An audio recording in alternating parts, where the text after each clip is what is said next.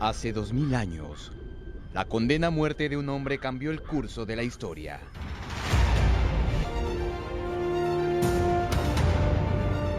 Una traición lo condujo a la crucifixión. Vendió a Jesús por 30 monedas. Él no tenía límites para esto.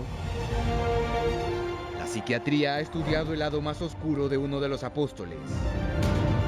En esta sociedad donde se privilegia lo material, en donde el dinero tiene una importancia extrema, hay muchos Judas. 2 milenios y el juicio a Cristo aún sigue provocando controversia. Ya es un proceso político. Por lo tanto, el juicio de Jesús es toda una mentira. Es probablemente el juicio más injusto en la historia de la humanidad. Y la tortura que soportó Dios hecho hombre, analizada con precisión de cirujano. Él ha tenido que sufrir dolor en todo momento.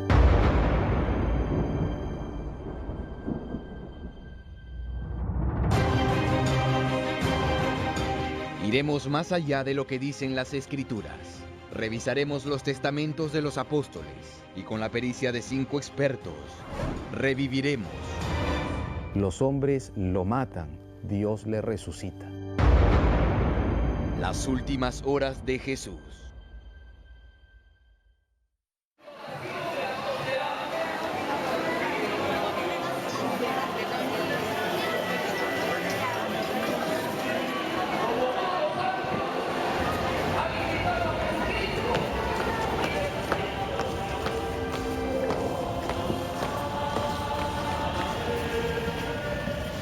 No podemos pensar que Jesús vino a morir.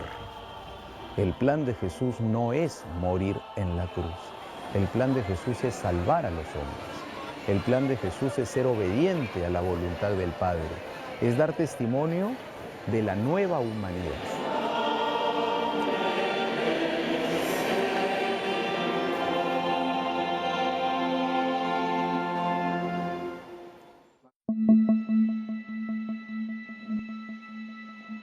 El doctor en Sagrada Teología por la Universidad Gregoriana de Roma, Pedro Hidalgo, revisa hoy la pasión de Jesús abordada en los Evangelios. Juan fue testigo ocular del maltrato a su maestro y de su muerte y resurrección. Pero precisamente su muerte es lo que hasta la actualidad sigue siendo objeto de discusión entre teólogos y médicos. La humanidad de Jesucristo no es una apariencia, es una humanidad real. Y esto hace que la muerte del Hijo de Dios encarnado, de Jesucristo, sea una muerte humana. Humana en el sentido que tiene toda una dimensión fisiológica, biológica, como cualquier muerte de otro ser humano. La medicina explica las razones de la muerte de Jesús.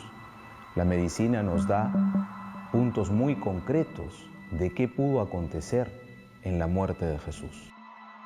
Jesús, durante todo el proceso que fue crucificado, aparentemente por la pérdida de sangre, porque se llena de agua los pulmones, se llena de agua el corazón, se piensa que puede haber fallecido de una insuficiencia cardíaca con dificultad respiratoria, y esto asociado a una baja presión, asociado a infecciones de las heridas, ya que en el flagelo que le hicieron se expusieron las heridas, se pudieron haber contaminado, hacer una infección generalizada incluso, y con tanto latigazo y con tanto golpe que tuvo, se desprendió también de los músculos una sustancia que se llama mioglobina, que causó falla renal. Lo que se está así resumiendo todo esto, que el comienzo cardiorrespiratorio fue el fundamental, finalizando quizás en un infarto que ha matado a Jesús.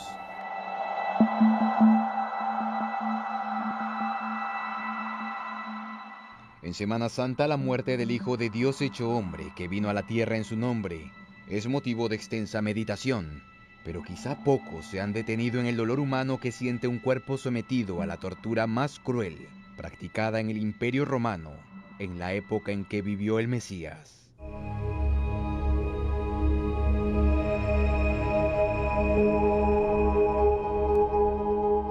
Viendo realmente toda la secuencia de eventos que han habido, es poco probable que un hombre como Jesús pueda haber tolerado todo el proceso del flagelo, todo, y haber sobrevivido hasta llegar a la crucifixión. Se supone que Jesús, siendo hombre, debió haber tenido una condición física muy buena para poder haber tolerado todo el complejo de sacrificios, de golpes, de insultos, infecciones, hemorragias, hasta que falleció. Si lo miramos desde el punto de vista médico, es una muerte ciertamente tormentosa y que muestra incluso, por el momento en el cual llega, la fortaleza de ese hombre, la fortaleza incluso física. Como lo dice más de un médico, difícilmente un hombre hubiera resistido todo lo que resistió Jesús. La muerte pudo venir antes de lo que realmente aconteció en el caso de nuestro Señor. Una muerte normal en cuanto que es privación de vida, pero podríamos decir que muchas de las circunstancias que mueven esta muerte nos muestran una grandeza, la grandeza de aquel que está muriendo, la grandeza del amor y de las motivaciones de aquel que muere, la grandeza del Hijo de Dios que muere para salvar a la humanidad. Leslie Soto es médico internista e infectólogo, jefe del Servicio de Medicina Interna del Hospital Cayetano Heredia. Ahora reflexiona sobre qué pudo haber sostenido vivo a Jesús durante su sacrificio. Solo el flagelo que se propinaba en aquella época pudo haber matado desangrado a cualquier ser humano. Un cuerpo así, con bastantes lesiones a nivel de la piel, por el golpe que ha tenido, todo lo que es el azote constante, ha causado microfracturas, microheridas en todo el cuerpo, y cada una de ellas ha ocasionado bastante sangrado y también mayor cantidad de pérdida de la sangre y por lo tanto hipotensión, baja de presión, bastante pérdida de hemoglobina que lleva pues el oxígeno a todo el cuerpo, y lo más probable pues que alguien actualmente no hubiera podido soportar algo así.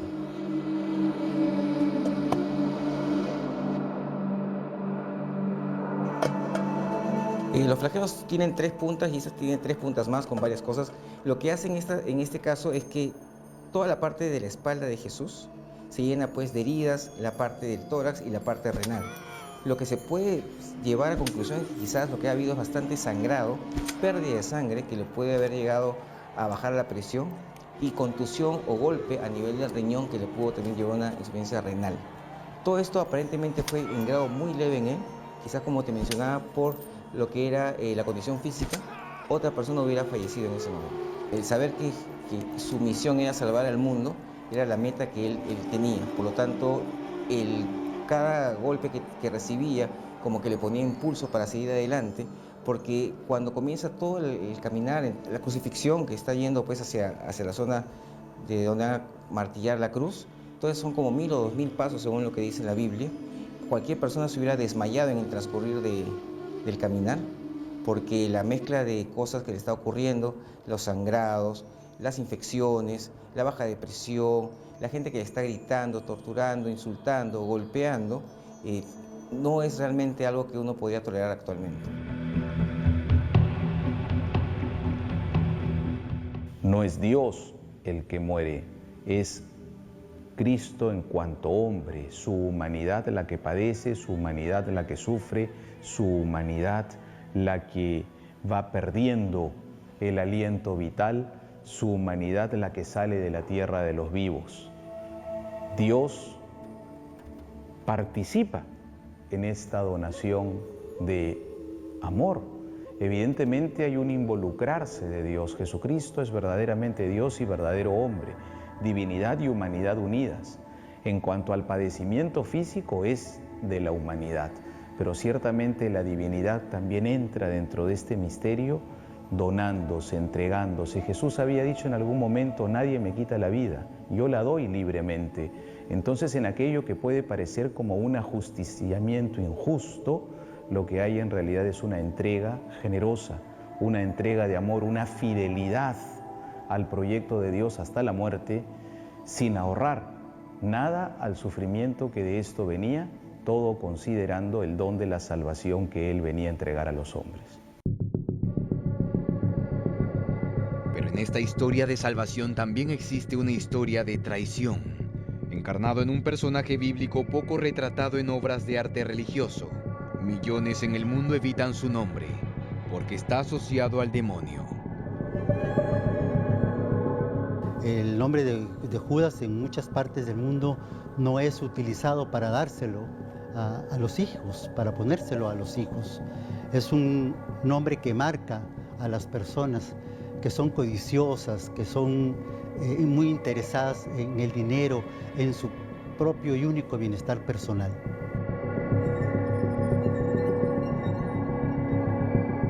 Hablamos de Iscariote. Los devotos de San Judas Tadeo remarcan con fiereza el Tadeo diferenciador. En los cuadros de la Última Cena, a Judas Iscariote se le aprecia como el discípulo perverso, derramando la sal u ocultando las monedas con que vendió al Hijo de Dios.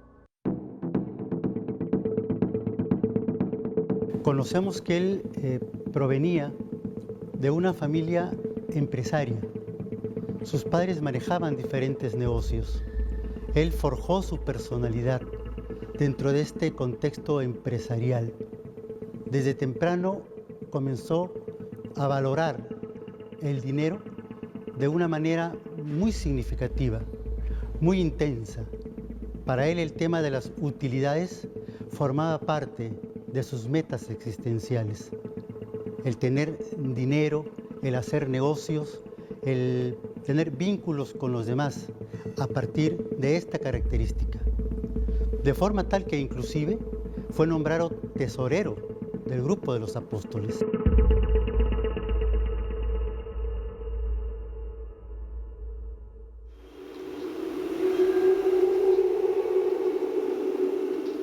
Para la Iglesia simboliza el más grande traidor de la historia. Y para la psiquiatría todavía sigue siendo un elemento de análisis profundo para entender personalidades como esa.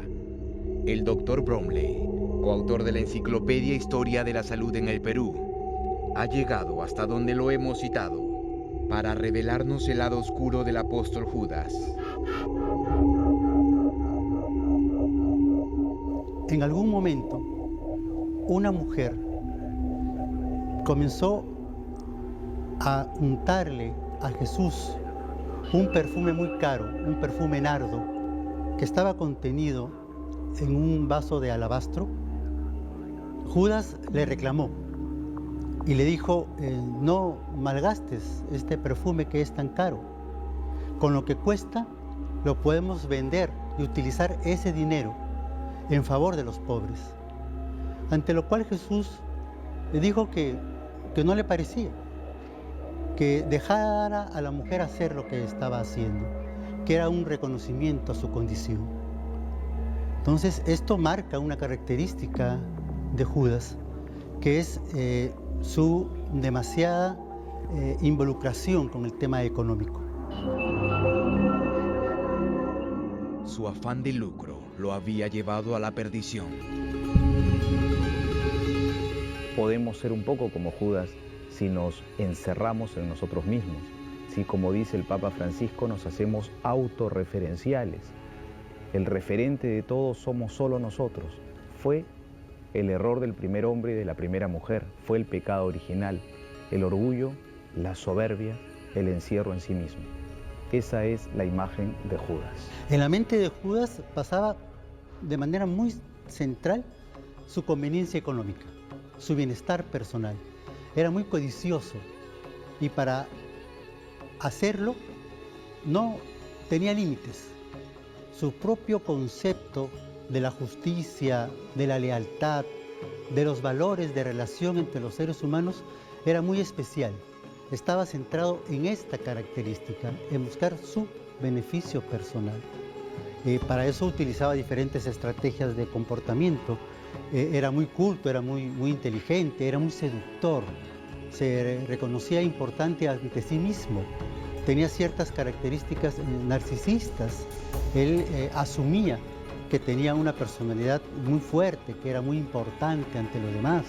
Tenía el manejo económico del grupo de apóstoles y con ello su bienestar para utilizar este dinero para satisfacer sus necesidades. El Señor llama a Judas dentro del grupo de sus apóstoles, le hace partícipe de su intimidad porque espera que él pueda realmente responder a ese amor, pero respeta el rechazo que este apóstol hizo del amor que él le entregaba.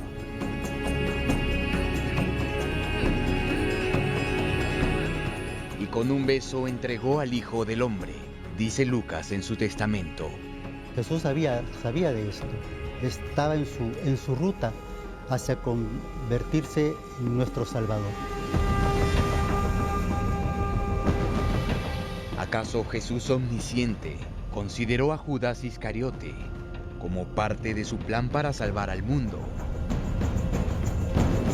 Creo que es mucho decir si era necesaria una presencia como la de Judas en el grupo de los 12, pero sí creo que ha tenido su sentido y tiene su significado. Creo que la presencia de Judas en el grupo de los apóstoles lo que nos dice es que el Señor nunca forzará nuestra libertad, que si hay un ser que respeta en verdad la libertad del ser humano, ese ser es el que nos ha creado, es nuestro Dios. Existen muchos Judas en la actualidad, en la sociedad enferma en la que vivimos, en esta sociedad de consumo, en esta sociedad donde se privilegia lo material, en donde el dinero tiene una importancia extrema. Hay muchos Judas. Hay muchas personas que por lograr su beneficio personal traicionan a los demás. Son desleales con personas, con trabajos. Son propios para sí mismos nada más. Existen para eso.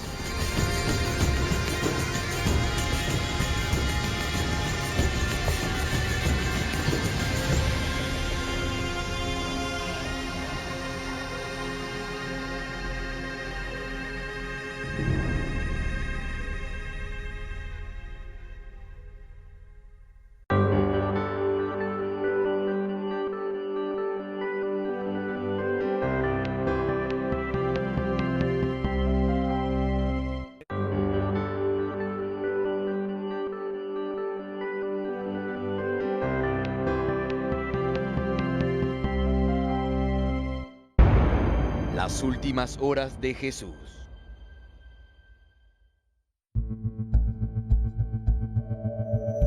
A la psicología aún le resulta difícil entender el dolor de una madre por la muerte de un hijo. Se considera que la pérdida de un hijo es una pérdida perpetua.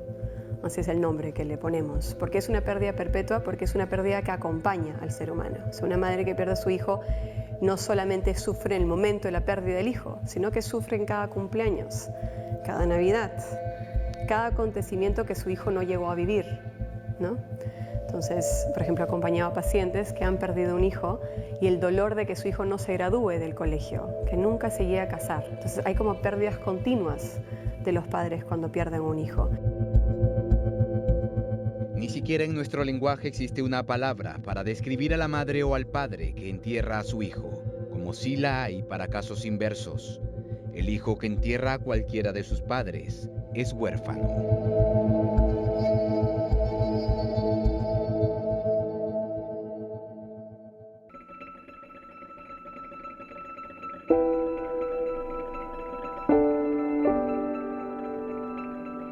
Es una muerte también desordenada de la naturaleza, porque lo que se espera es que el hijo entierre al padre. No se espera que el padre sobreviva al hijo. Entonces la Virgen sí se enfrenta a eso, sí se enfrentó a enterrar a su hijo, ¿no? Entonces si vemos esa imagen donde la Virgen se le da a su hijo y lo tiene cargado, ¿no? ¿Qué le habrá dicho la Virgen en ese momento a su hijo? O sea, ¿cómo se habrá despedido? Seguramente lo habrá besado.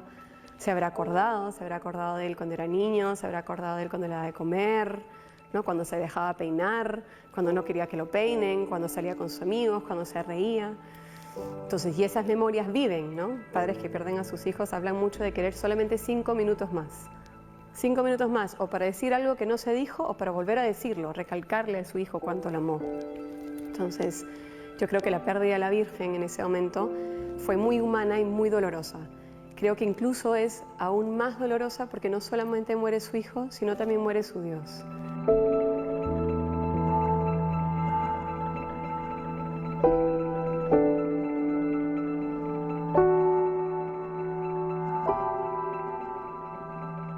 Y en ese momento, aún en medio del dolor, se le pide una nueva misión: hacerse responsable, hacerse consoladora, hacerse protectora, hacerse auxilio, ayuda, madre de todos los creyentes.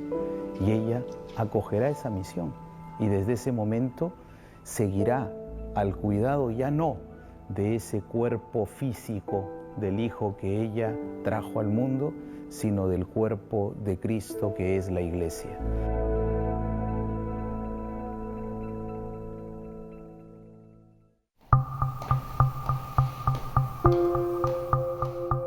La psicóloga Carrie Campbell es especialista en dificultades emocionales. Entre las pacientes que trata ha encontrado casos similares al de María. Sin embargo, hace hincapié en su fortaleza.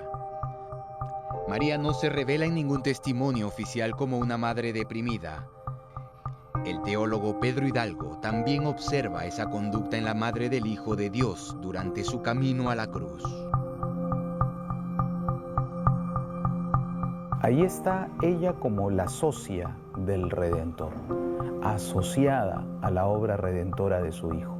Si toda su vida fue servir a Jesús, también le servirá estando al pie de la cruz. Adolorida, la madre con el dolor fuerte del alma al ver morir injustamente al inocente, al que no solo es su hijo sino su Señor, pero la mujer de fe, la mujer firme, la mujer que con su presencia ratifica también que ella como creyente espera en aquella obra salvadora que el Hijo está realizando.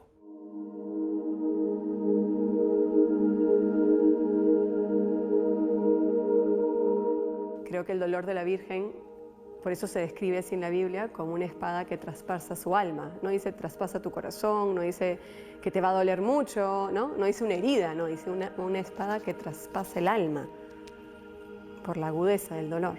La presencia de María sin duda es también, por un lado, sin duda, acrecienta el dolor de Jesús al ver que su madre está siendo testigo del dolor que él está sufriendo, y para toda madre es durísimo el dolor del Hijo y más la muerte del Hijo, y en esas circunstancias en las que muere Jesús.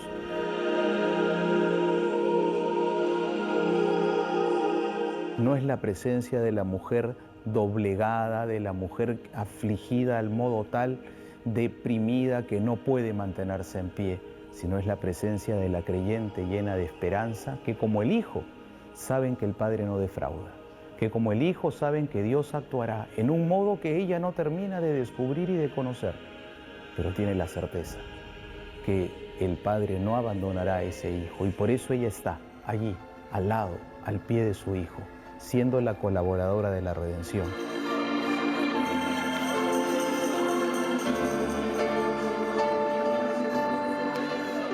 Saber el amor que tenía su Hijo para la humanidad, el amor que nos tiene actualmente, saber que iba a resucitar, saber que esto era un cambio profundo en la historia del hombre. Sí, creo que todas esas cosas le permitieron tener esa profunda esperanza que nos hace entonces hijos de ella, ¿no? En el fondo tiene que haber sabido que Dios Padre no iba a permitir que su Hijo muera y termine todo ahí. La Virgen habrá tenido una profunda esperanza de que esto iba por un mayor bien.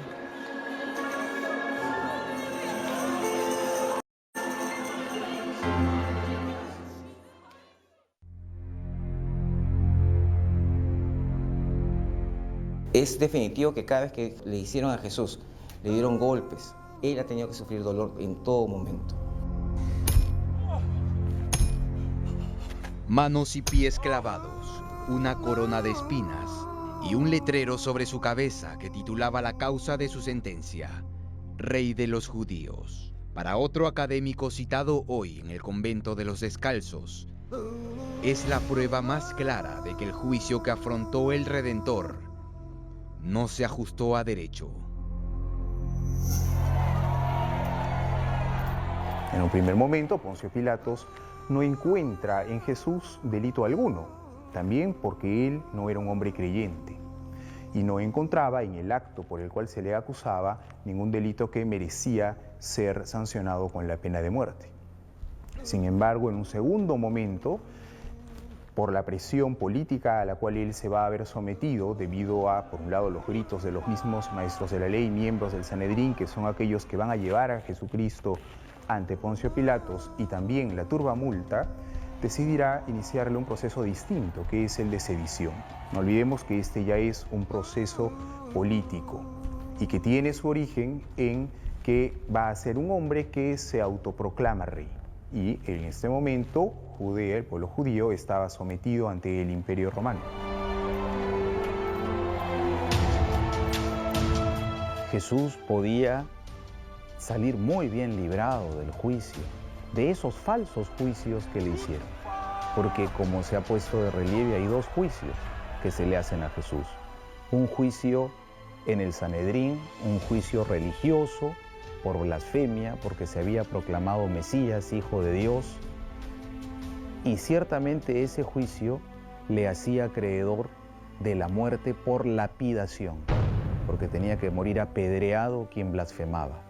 Pero en aquella circunstancia de la historia, Israel tenía suspendido el derecho de aplicar la pena de muerte. Por eso, si bien según la ley judía debía morir, Israel era colonia romana en aquel momento. De allí que había que buscar una causal desde el derecho romano, desde un juicio según la ley romana para aplicarle la pena de muerte. Es allí que se va a buscar ese pretexto de acusarle de sedicioso, cuando la turba, instigada por los sacerdotes y el Sanedrín, piden la muerte de Jesús, desafían un poco a Pilato a decirle: si eres amigo de ese hombre, no eres amigo del César, para acusarlo de sedicioso, de soliviantador, de insurrecto.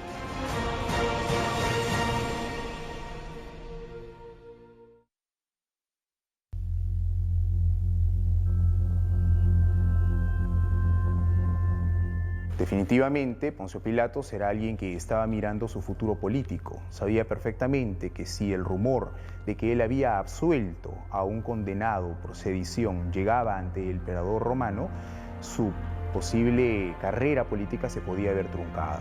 Esto es lo que lo va a llevar finalmente a condenar a Jesucristo a la cruz. Para él, lavarse las manos no solamente con el acto físico que también está registrado, sino también en el ámbito jurídico, decide él dejarle al pueblo para que escoja. De ahí hay claramente un acto de injusticia. Poncio Pilatos obedecía a sus ambiciones, obedecía a su cálculo político, no obedecía necesariamente a la ley, porque incluso Cristo mismo había pregonado, había hecho toda su pastoral de manera pública, no se había escondido en ningún momento. Si es que el delito de sedición era el motivo final por el cual él merecía la pena capital, pues a él lo pudieron haber apresado en cualquier otro momento en el cual él públicamente evangelizaba, ¿no? Jesús vive en un ámbito diverso al del juicio en el que se le practicó, los juicios que se le practicaron. Esos juicios eran signo de la mentira, de la patraña. Él vive en la verdad, y esa verdad la defiende con su silencio, con ese silencio absoluto y radical que también es la muestra de la dignidad que le da la capacidad de amar.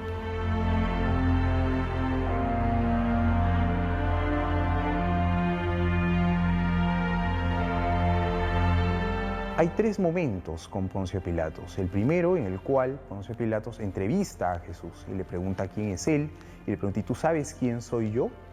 En este momento, al no encontrar una respuesta satisfactoria que lo lleve a tomar una decisión, decide volver a consultar al pueblo y decir: yo no he encontrado ningún delito sobre este hombre.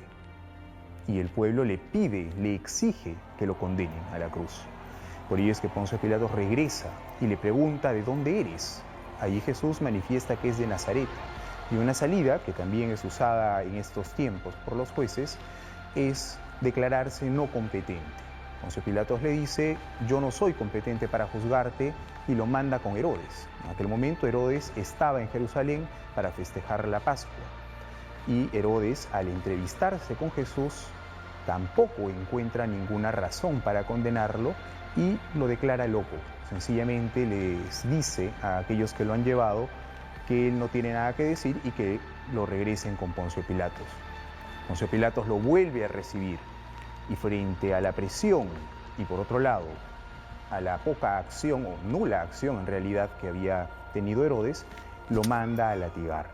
Después de que lo han latigado, piensa él que con esto sería suficiente para la turbamulta, pero al encontrarse con una turbamulta que pide la pena capital, que la exige, decide acceder a ella, ¿no?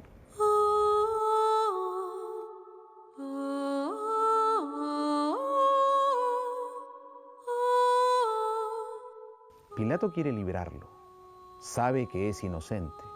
Uno de los evangelistas nos cuenta cómo la mujer le había dicho a Pilato: no hagas nada en contra de ese hombre, porque yo he estado perturbada y he soñado toda la noche con él.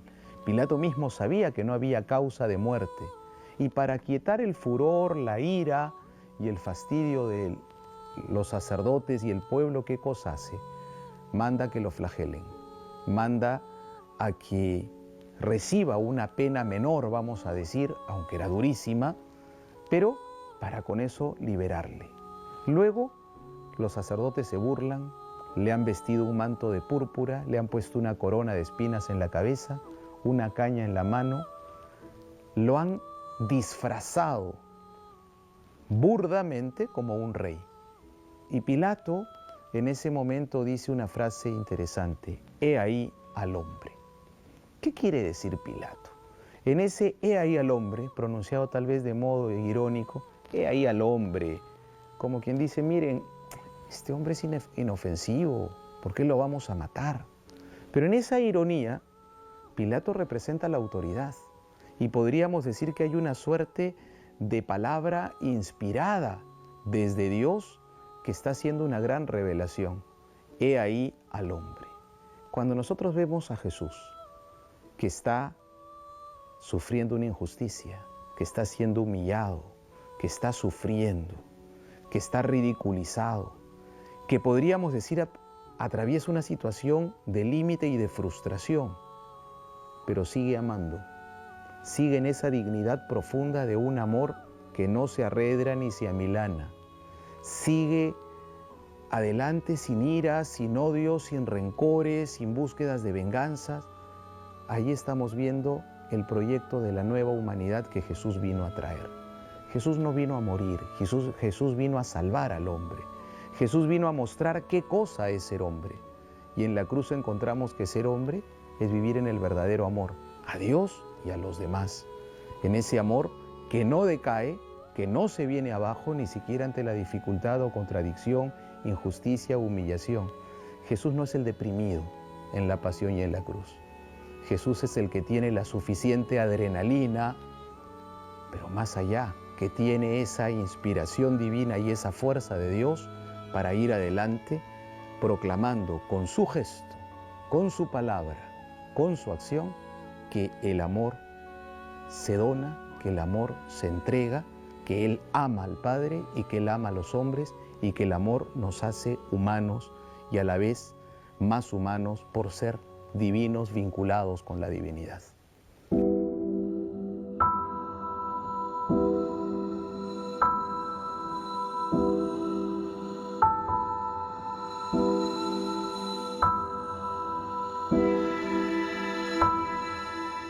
En el juicio de Jesús, otra vez Judas Iscariote aparece en escena. El doctor Urbina, especialista en justicia constitucional, analiza su protagonismo y lo aterriza a una figura que en la actualidad ha cobrado fama en el ámbito judicial.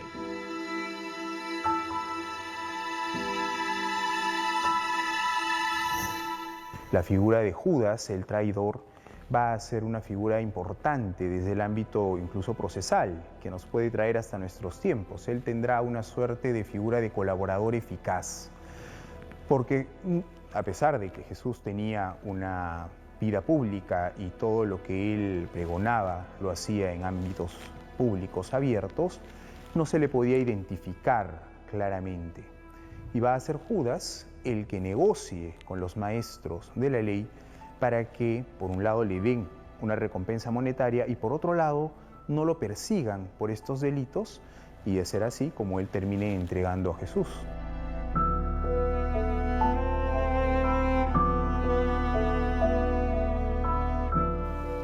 Una personalidad con las características de Judas puede llegar en los momentos actuales a lo más extremo, que es a traicionar a su propia familia, a sus hijos, a sus hermanos, a sus padres, para lograr su beneficio personal. Ese es el comportamiento de este tipo de personas, que no tienen valores, que no tienen principios adecuados, que se comportan para lograr su propio beneficio personal, excluyendo el beneficio de los demás. Personas que no son empáticas, que no son capaces de comprender el sentimiento de quienes los rodean.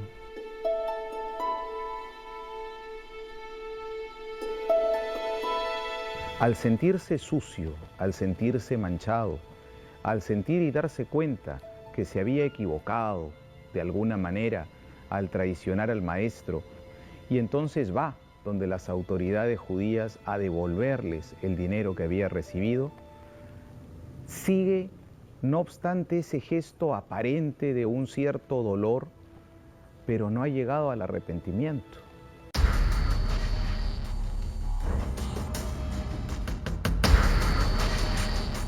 Es que finalmente él se suicida. Judas se suicida porque probablemente calculó dentro de esa mente tan fría y tan elaborada que iba a venirle la presión de los demás sobre lo que él había hecho, sobre el evento de haber vendido a Jesús. Entonces, para evitar esa confrontación y siendo muy poco tolerante al manejo de situaciones difíciles, se suicidó, se quitó la vida.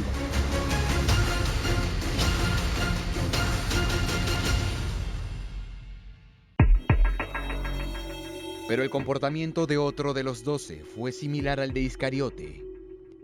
Pedro es el discípulo que también traicionó a Jesús, negándolo 3 veces. Ocurriendo este hecho en el patio del concilio, antes de que el gallo cantara 2 veces, como el propio Jesucristo lo había profetizado. Para el teólogo Hidalgo existe una gran diferencia entre Pedro y Judas. Pedro, diversamente a Judas, no llegaba a ese nivel narcisista de estar cerrado y encerrado en sí mismo. El Evangelio nos cuenta que cuando cantó el gallo y Pedro recuerda la predicción que Jesús había hecho, se entrecruzaron las miradas de Jesús y de Pedro. Pedro no fue autorreferencial. Pedro miró a Jesús y mirando a Jesús sin duda pensó en aquella acción suya que había sido una falta al amor que había recibido del Maestro. Pedro, podríamos decir, a través de Jesús se dejó amar de Jesús, se dejó amar por Dios. Y entonces nos dice el Evangelio que Pedro rompió a llorar amargamente. Fue ese llanto liberador, fue el duelo que hace Pedro y que elabora después de su falta, después de su traición también, porque la negación era un modo de traición, que le permitió recibir y acoger ese amor de Jesús, que es amor misericordioso, amor perdonador.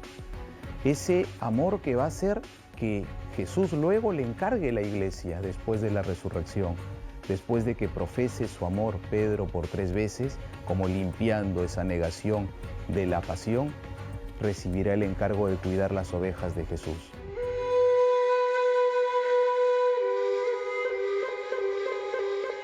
Judas no alcanzó el arrepentimiento y fue descartado de entre los apóstoles santos.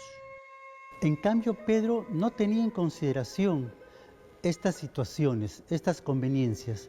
Él actuaba por sí mismo, no era muy pensante, era muy impetuoso. En el mundo es muy común conocer personas con la personalidad de Pedro, con la forma de ser de Pedro. Pedro no era de mucho pensar, era más bien de actuar de manera impulsiva. Es por eso que cuando le preguntan por por Jesús, y él lo niega hasta en 3 oportunidades, después se arrepiente, se siente mal, entra en una crisis emocional, porque se da cuenta que su actuar no ha sido el más adecuado. Solemos encontrarnos muchas veces con personas así y que paran arrepintiéndose una y otra vez de las múltiples cosas que han realizado, que han hecho y que con mucha frecuencia piden disculpas. Es por eso que tenemos que tener siempre presente cómo es que nos está pidiendo una disculpa. Conocerlo de forma tal en saber si es que realmente esa disculpa por un error cometido va a tener como consecuencia que ya no lo vuelva a cometer o que sí lo vuelva a cometer. Esa es nuestra responsabilidad cuando conocemos a las personas, saber con quién nos estamos vinculando.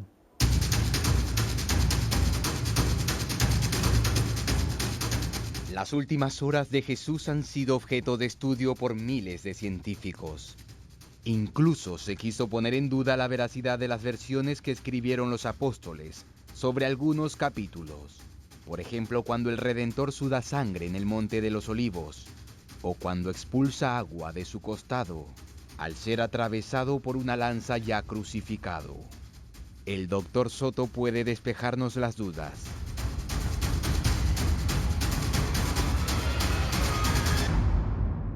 Cuando lo atraviesan después con una lanza, el atravesamiento de la lanza va por el cuarto o quinto espacio intercostal del lado derecho, y lo más probable que hayan agarrado o se agarra ahí es el lado derecho del corazón. Por eso que sale primero sangre y después el líquido por la insuficiencia cardíaca que está encima del corazón sale después. Por eso es que va a eliminar sangre y elimina agua, como dicen los textos bíblicos. Porque en el caso de él tenemos bastantes horas, desde el jueves en la noche hasta el viernes en la tarde, en la cual el cuerpo ha ido avanzando poco a poco sin ninguna mejoría y ha estado tratando de nivelarse. Entonces el cuerpo, cuando comienza a tener, por ejemplo, tanta pérdida de sangre, el corazón bombea mucho más rápido para que todo el cuerpo siga irrigado como siempre. Desafortunadamente, cuando se riega muy rápido, la irrigación hace que el pulmón se llene de agua. Entonces todo lo que le ha ocurrido a él ha sido lo que le ocurriría a mucha gente en meses, a él le ha ocurrido en horas. Entonces, normalmente no ocurriría a nadie algo así actualmente, porque ante la primera agresión que tiene, rápidamente se le controla.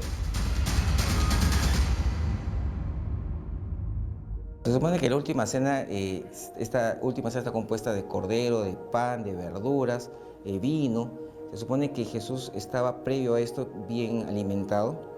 El estrés ante la futura muerte que está asegurada, como las personas que van a ser sometidas a silla eléctrica o los van a fusilar o algo, es demasiado fuerte. Este estrés fuerte lo que hace es que la sangre, por ejemplo, se va a salir de la parte superficial y, como dice la Biblia, sudar sangre. Cosa que ocurrió en 2 oportunidades en Jesús.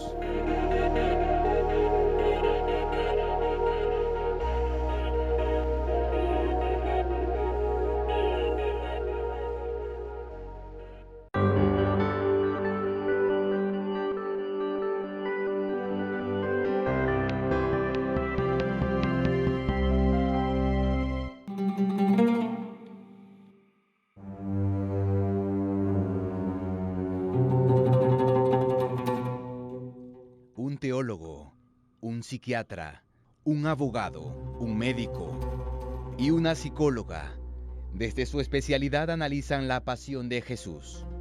El papel de María ha sido clave en el proyecto de Dios. No existen versiones oficiales que la retraten como la mujer deprimida y desesperada ante la sentencia y sufrimiento de su hijo.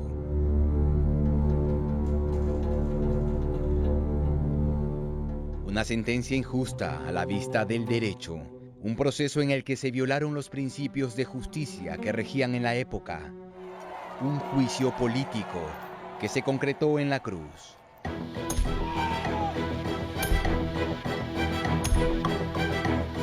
Judas y su perfil de personalidad que lo condenó como antagonista de la historia de salvación que vino a escribir Jesús hace 2000 años.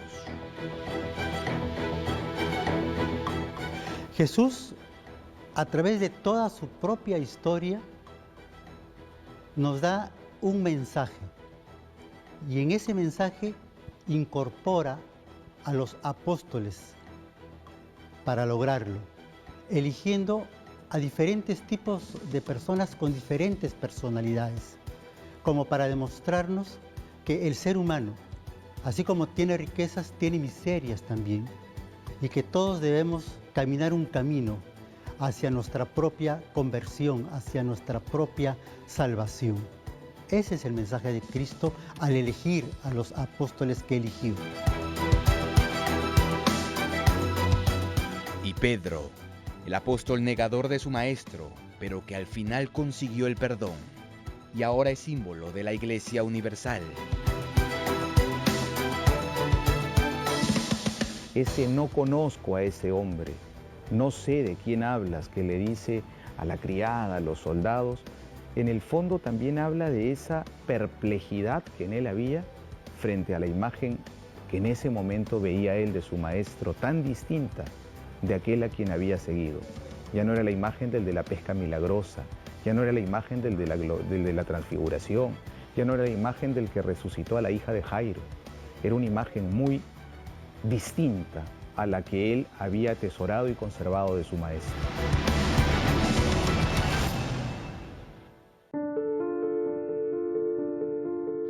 Justos pagan por pecadores, dice un viejo refrán. La crucifixión era la condena más severa en el antiguo imperio romano.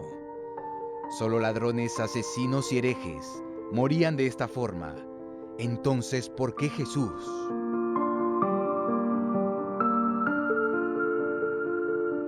La muerte no tenía por qué ser la salida. Nosotros no podemos caricaturizar a Dios Padre y pensar que como el hombre falló, entonces esto se borra con sangre, quiero dolor, quiero sufrimiento. No, eso es malentender la cruz y la muerte de Jesús. Lo que vemos en Jesús es una obediencia. El primer pecado, el pecado de los primeros padres, como lo cuentan los primeros hombres, como lo cuenta la Escritura, es soberbia y desobediencia. Es muy interesante lo que nos cuenta el evangelista Marcos.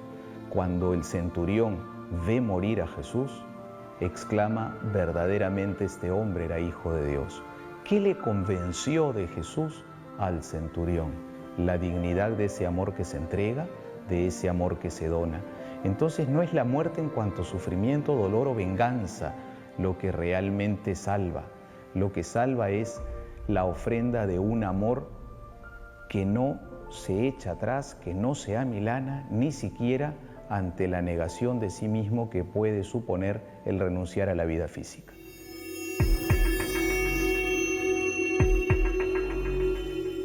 Muchas preguntas surgen sobre si los judíos deberán sentir remordimiento por exigir la muerte de Jesús. ¿Esta historia acaso tiene espacio para culpables y víctimas? No se puede culpabilizar solamente a los judíos de la muerte de Jesús y menos, mucho menos, alentar cualquier tipo de antisemitismo, de ir en contra de ese pueblo y de esa nación que son, como diría el Papa Benedicto, nuestros padres en la fe. Los judíos, ciertas autoridades judías buscaron la muerte de Jesús. Y ciertas autoridades romanas, Pilato en concreto, hicieron posible esa muerte. Y la ejecutaron soldados romanos. En consecuencia, no se trata acá de hallar un pueblo responsable de la muerte del Señor para alentar cualquier tipo de emoción o de sentimiento en contra de un pueblo.